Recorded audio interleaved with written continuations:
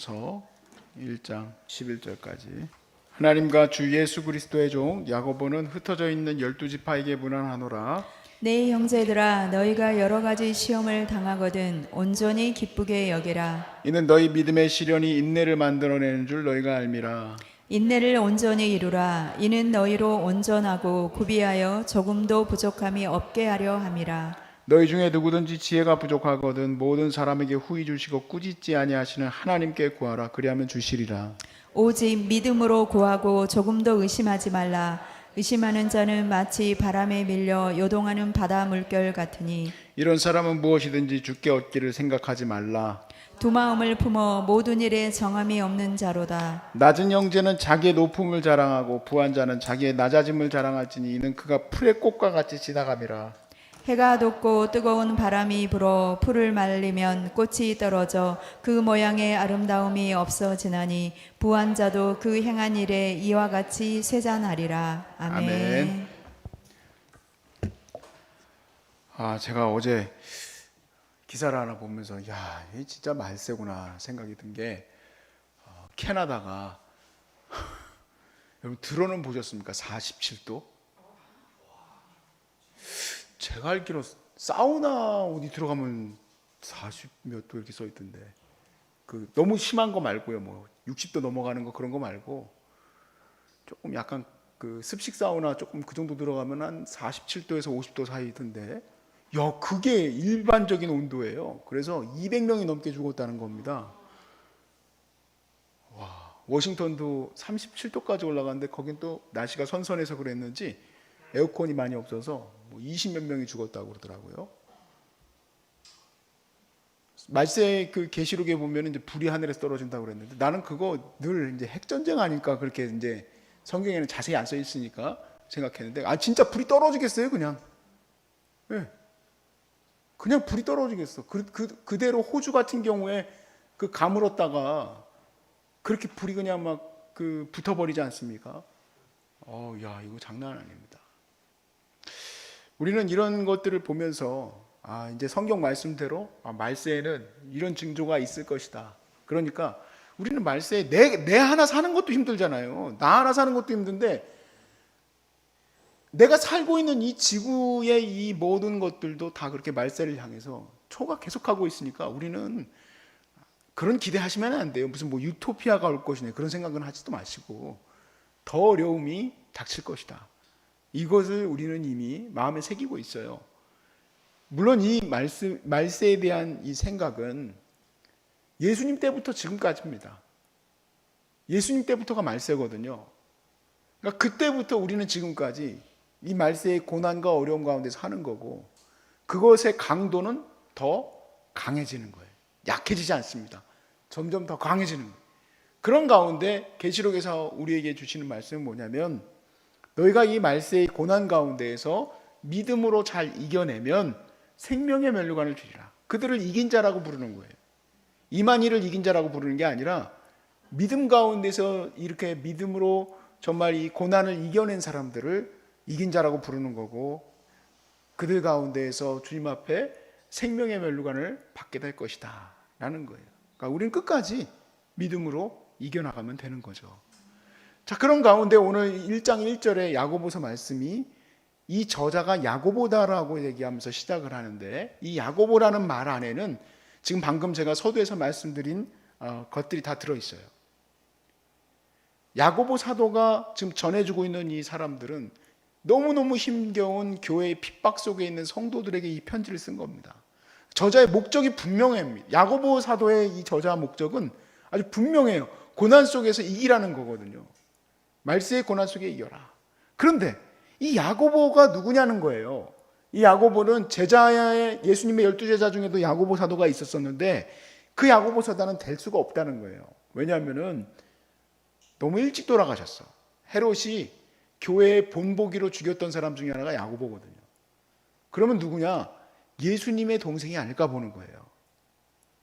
여러분, 우리가 친인척 관계 제일 심한 나라가 대한민국이죠.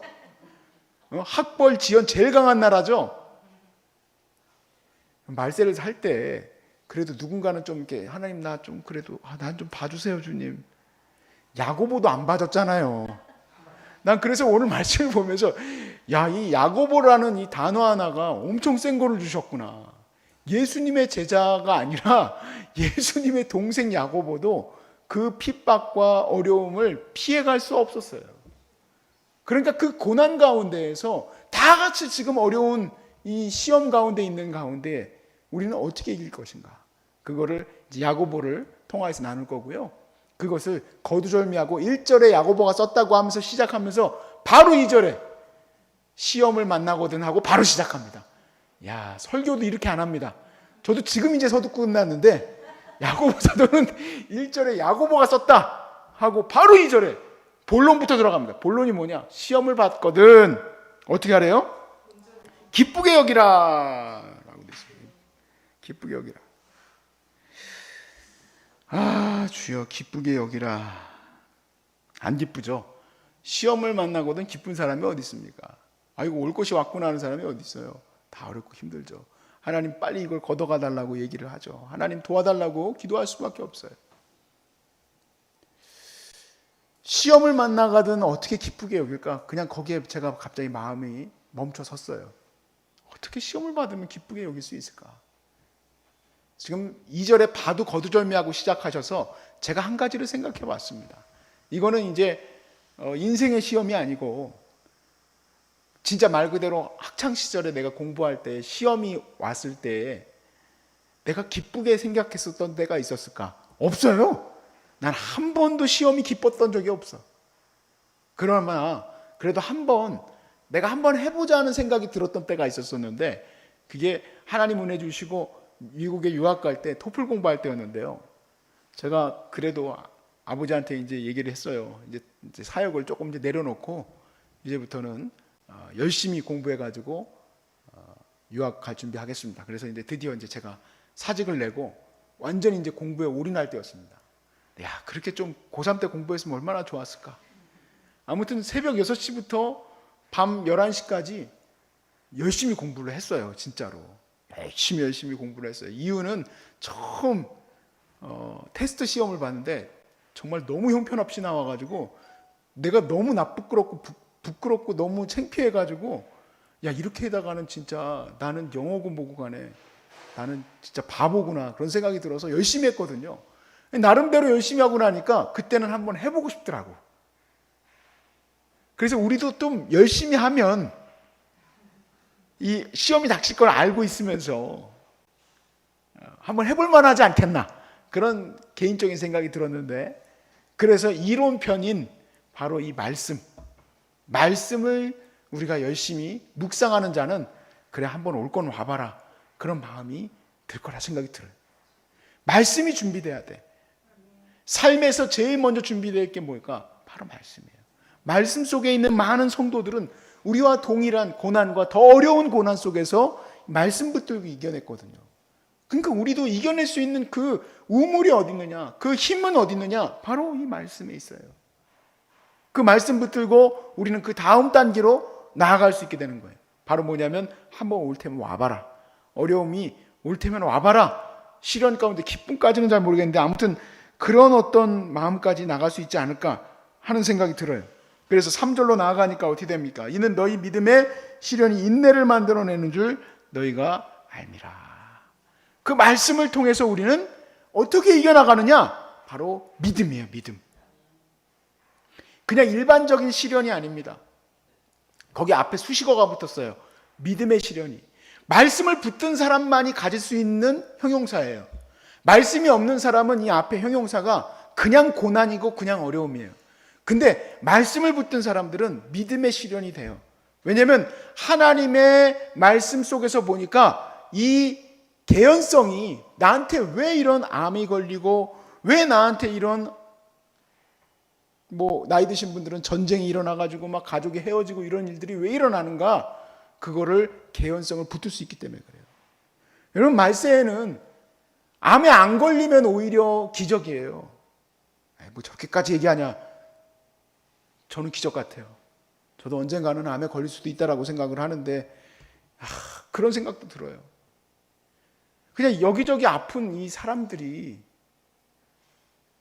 어떻게 그냥 이렇게 일반적인 삶을 살 수 있을까? 난 불가능할 것 같아요. 난 작은 거 하나 가지고도 골머리가 많이 아픈 사람인데 그냥 얼마나 마음이 힘들까? 여러분들 정말 믿음이 좋은 사람들이 서로 좀 격려 좀 해주셔요. 잘하는 사람들이라고. 나름대로 잘하는 사람들이야, 믿음의 경주를. 여러분 계셔서 하는 얘기가 아니라 내가 암에 걸렸다고, 지금 유튜브로 듣는 분들 중에서 건강한 사람들 한번 얘기해 보세요. 자기가 암에 걸렸다고 선고받았는데 이렇게 웃으면서 암과 함께 싸워나갈 수 있는 사람이 몇 명이나 있는지. 지금 당장 하늘에다 대고 신발 던지면서 나를 죽이셔! 안 하는 사람이 몇 명이나 있는지. 당장 나 데려가든지 말든지 하시라고. 그렇게 안 할 사람이 몇 명이나 있겠어? 내가 항암합니다 하고 시작할 사람이 몇 명이나 있겠어? 이거 얼마나 힘든데. 항암 한번 맞아보지. 못 견뎌요. 못 견뎌. 이거는 할 수 있는 일이 아니야. 그것도 몇 년씩이나 4년, 5년, 6년 세상에 그러다가 또 재발하고 얼마나 괴로워요. 재발했을 때도 하나님 앞에 신발 안 던지면 그만한 대단한 믿음이에요. 굉장한 믿음이야. 신발 던졌어요, 안 던졌어요, 여러분? 내가 왜 신발 던졌냐고 얘기하면 옛날에 어떤 집사님이 자기 너무 어려움이 닥쳐가지고 건대에서 술을 마셨대요. 건대 여러분 가보시면 건대병원 다니신 분 계세요. 거기 큰 연못이 있어요. 거기 들어가가지고 막 소리를 지르면서 그 신발을 던졌다고 그러더라고. 그래가지고 아이고 야 진짜 어려움을 당하면은 하나님 앞에 뭐 신발 아니야 뭐라도 던지겠지. 근데 그거를 기쁘게 받아들일 수 있도록 우리가 먼저 가져가야 될 것은 말씀이고, 그 말씀은 우리에게 어디로 향해서 가게 하느냐? 바로 믿음을 향해서 나가게 한다. 믿음은 그냥 밑도 끝도 없이 나오는 게 아니거든요. 뭐 들은 게 있어야지 믿음이 나오지. 성경에도 예수 그리스도의 말씀을 통하여 믿음이 나온다고 했는데 뭐 들은 연료가 있어야지 뭐가 이렇게 움직이지. 들은 게 없는데, 이 머릿속에 든 게 없는데 어떻게 믿음이 나오나? 말이 안 되지. 그런 의미에서 저는 이 말씀 사역을 마지막 때일수록 더 열심히 해야 되겠다라는 생각이 들어요. 더 말씀도 더 잘 전해야 되고, 누가 들어도 정말 방송에서도 정말 이성윤 목사님 말씀 열심히 듣고 내가 이 어려움을 이겨내야지. 제 예전에는 그런 생각도 들었어요. 내가 인기 있는 목사가 돼야지. 그런 생각도 했는데 지금 그런 생각이 아니에요. 여러분과 함께 하면서 정말 내 오직 한 마음은 뭐냐면 이 어려움을 잘 이겨낼 수 있도록 말씀 사역 잘해야 되겠다. 은혜를 달라고 기도하고 있어요. 자, 그래서 여기 앞에 수식어 믿음의 시련이 그냥 밑도 끝도 없이 시련이 아니라 믿음의 시련이 인내를 하나님 나를 고쳐줄 것을 믿고 나아가게 하고, 또 하나님이 나를 이 모든 어려움에서 건지실 것을 믿고 나아가게 하는 그 인내의 굳은 살이 배기게 해주는 거죠. 자, 그리고 우리는 어디로 나아가느냐? 다음으로는 기도로 나아갑니다. 기도로. 5절 말씀에 너희 중에 누구든지 지혜가 부족하거든 모든 사람에게 후히 주시고 꾸짖지 아니하시는 하나님께 구하라. 그리하면 주시리라. 제가 어제 어떤 분하고 통화를 했는데 이분이 요즘에 굉장히 힘들어요. 겉으로 보기에는 항상 웃고 계셔가지고 별로 그런 게 느껴지지 않으시지만 저는 이제 그분에 대한 내력을 좀 알기 때문에 많이 힘드신 가운데 있어요. 근데 그분이 그런 말을 해요. 제가 이렇게 어려울 때 하나님께 정말 매어 달려서 기도했답니다. 그랬을 때 하나님이 내게 주신 마음이 있습니다라는 말을 했어요. 마음을 주셨다는 얘기 여러분끼리 하시죠? 그 마음을 주셨다는 게 뭔지 조금 설명을 드릴게요. 이 지혜를 주신다는 말씀하고, 우리의 마음은 여러 가지에 의해서 움직입니다. 꼭 마치 컵에 있는 물과 똑같아요. 그 컵을 만드는 것이 바로 마음이에요. 내 마음에 원망과 불만과 불평만 가득한 사람은 그 마음은 불평의 길로 갈 수밖에 없어요. 남편이 아주 죽도록 싫은 사람 거의 대부분이죠. 남편이 죽도록 싫은 사람이 있어요. 근데 남편이 죽도록 싫은데 잘해도 싫을 수 있어요. 왜냐하면 사람 사는 건 그래요. 우리 이 공동체도 내가 봤을 땐 다 천사 같거든요, 여러분. 거짓말 한 2개 붙어서. 그런데도 다 천사 같은데도 싫은 사람이 있어요. 여러분들은 다 암 환자인데 뭐가 싫어? 그런데 남편은 남자잖아요. 남편에게 여자는 여자잖아요. 둘이 안 맞아요, 원래.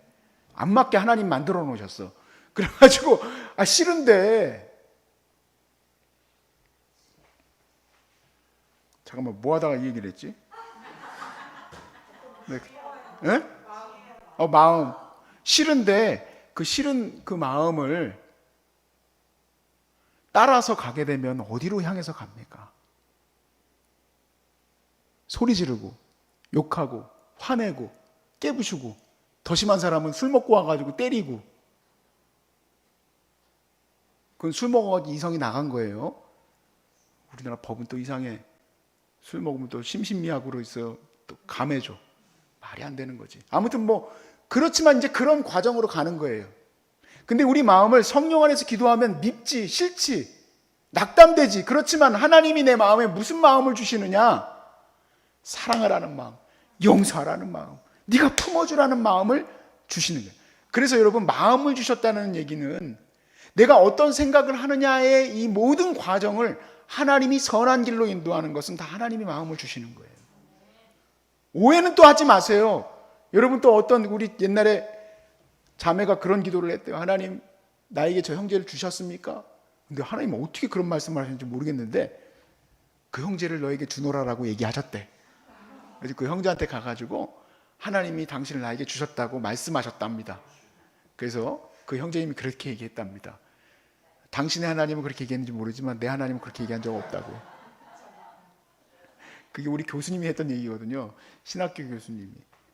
그런 경우는 제가 알기로도 없어요. 하나님은 절대로 뭐 찍어가지고 뭐 해주는 경우가 별로 없어. 내게 자유를 주시거든. 저희 어머니같이 좀 특별한 사람들이야 오동나무 몇 번째에서 물이 나온다고 얘기해 주시지만 거의 대부분은 그런 경우 없어요. 그리고 오동나무 몇 번째에서 물이 나온다고 하면 한 30년 죽을 각오하고 그거 받아야 돼. 난 차라리 그래서 오동나무 어디에서 물 나온다는 얘기 안 들었으면 좋겠어. 그거 얘기 듣고 나면 죽는 거야. 그 믿음으로 견뎌내야 되거든. 차라리 내 마음에 하나님께서 합당하게 이끌어 가시는 게 더 나아. 하나님이 마음을 주신다는 거가 물론 아주 대단하게 우리가 바라는 거는 막 그냥 무슨 뭐 단어 하나하나까지 다 주시길 바라지만 선한 길로 인도하시는 마음을 늘 주세요, 늘. 그러니까 그걸 붙드는 게 중요해. 그걸. 고난 가운데 하나님 내가 견뎌낼 수 있는 은혜를 주십시오 하면 하나님이 그 은혜를 주실까 안 주실까요? 주신다는 거예요. 그 강건한 마음을 주신다는 얘기예요. 당장에 내 병이 안 낫고 있는데 하나님 안 들어주십니다. 그게 아니라 지금 지혜를 주신다는 말씀은 뭐냐면 이 고난을 이겨내야 되는 이 과정을 할 수 있도록 하나님이 지혜도 주시고 은혜도 주시고 여러 가지 주신다는 얘기예요. 그것도 지혜를 주신다는 말을 또 잘못 착각해가지고 하나님 내가 이 암을 고칠 때 항암을 할까요 말까요? 하지 마라 라고 말씀을 주셨대. 미쳐버릴 것 같아요. 저는 뭐 이렇게 기도하는데 하나님이 갑자기 뭐 뱀을 먹어라 뭐 그랬다는 거야. 극단적으로 얘기하자면 잘못 들으신 거예요. 잘못 들은 게 아니고 네 마음대로 생각하신 거예요. 하나님은 우리에게 그런 식으로 하지 않으세요. 지혜를 주신다는 말씀을 다시 한번 잘 생각하세요. 지혜를 주시는 것은 하나님께서 견딜 수 있는 지혜를 주셔요. 믿음을 주시고 은혜를 주셔요. 그리고 그 생각을 주셨으면 무조건 순종하세요. 무조건. 내가 용서하라는 마음을 주셨으면 용서해야지. 내게 사랑하라는 마음을 주셨으면 사랑하는 마음을 가져야지. 네가 기도해라. 네가 그 교회를 가서 열심히 기도해라. 그거 하나님 주신 마음이지. 내 마음이 내가 하나님의 거룩한 교회를 위해서 기도할 마음이 생기나? 죽어도 안 생기거든. 나는 게으르거든. 누워가지고 엉덩이만 깔고 앉아있고 싶거든. 네가 가서 기도해라. 네가 붙들어라. 네가 가서 안아줘라. 그거 다 하나님 주시는 마음이에요. 하나님 주신 지혜라 이 얘기예요. 지혜. 자, 이 두 개를 구분할 수 있으셔야 돼요. 갑자기 무슨 양말을 신어라, 뭐 가다가 뭐 누굴 때려라 이렇게 안 하신다고요. 좀 하나님이 말씀을 들음으로 우리는 지금 이 시련을 겪을 수 있는 준비가 되어지는 거고, 그 말씀을 통해서 우리는 믿음의 시련을 겪을 수 있는 거고, 앞에 수식어 믿음의 시련을 겪을 수 있는 거고, 믿음의 시련 가운데 우리는 하나님께 기도하면 하나님이 그 지혜를 우리에게 주신다는 얘기예요. 지금 하나님이 여기서 어떻게 해나가야 됩니까? 그리고서 계속 기다리지 좀 마세요. 좀 하나님 그래서 어떻게 하라는 거예요? 말씀 좀 해보세요. 아유, 또 한마디도 안 하시네. 또 아유, 그러지 마시라고요. 하나님은 24시간 우리와 함께 하시면 그 마음을 주세요. 저도 그랬던 경우가 있었어요. 그건 저 고등학교 2학년 때인데 지금 여러분 제 신앙의 고등학교 2학년하고 수준이 같으시면 됩니까? 저희 아버님이 목회하실 때 너무 목회가 안 되고 막 그럴 때였는데 하나님께 막 소리를 지르면서 당신이 하나님이시면 뭘 어떻게 해보셔야 될 거 아닙니까? 어쩌라는 겁니까? 막 그러면서 기도할 때 하나님께 더 가까이 나가면 들려주시려나 해가지고 고등학교 2학년 때 저희 옛날에 교회에 커튼이 있었어요. 커튼 안으로 들어갔어. 왜냐하면 커튼 안에는 하나님이 계실까 해가지고 죽는 줄 알아서 곰팡이 냄새 나가지고 제 교회가 지하에 있었거든. 여러분 그러고 계시지 않으시죠?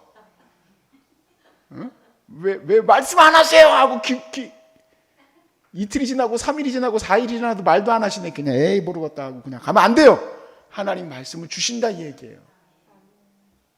아시겠죠? 자, 그 다음에 하나님이 지혜를 주시는 그것을 붙들고 우리는 이제 또 계속해서 기도해 나가는데 그 기도는 하나님이 하실 것을 믿는 확신의 기도예요.